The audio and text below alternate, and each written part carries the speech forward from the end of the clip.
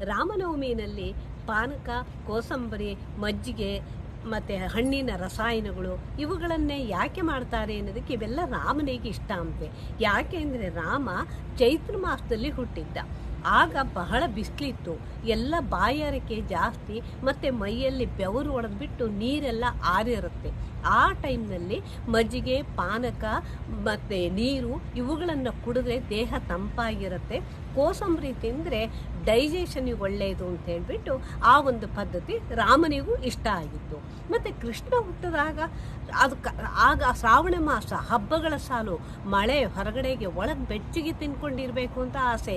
ಕೋಡ್ಬಳೆ, ಚಕ್ಲಿ, ನಿಪ್ಪಟ್ಟು ಈ ಥರದ ಸಿಹಿ ತಿಂಡಿಗಳು, ಕರೆದಿದ್ದ ತಿಂಡಿಗಳು, ಹಾಲು, ಮೊಸರು, ಬೆಣ್ಣೆ, ತುಪ್ಪ ಇವೆಲ್ಲ ಕೃಷ್ಣನಿಗೆ ಇಷ್ಟ ಆಯಿತು. ಹಾಗಾಗಿ ಕೃಷ್ಣಾಷ್ಟಮಿನಲ್ಲಿ ಈ ಥರ ತಿಂಡಿಗಳನ್ನು ಮಾಡ್ತೀವಿ. ರಾಮನವಮಿ ಹೊತ್ತಿಗೆ ಪಾನಕ, ಕೋಸಂಬರಿಗಳನ್ನು ಮಾಡ್ತೀವಿ.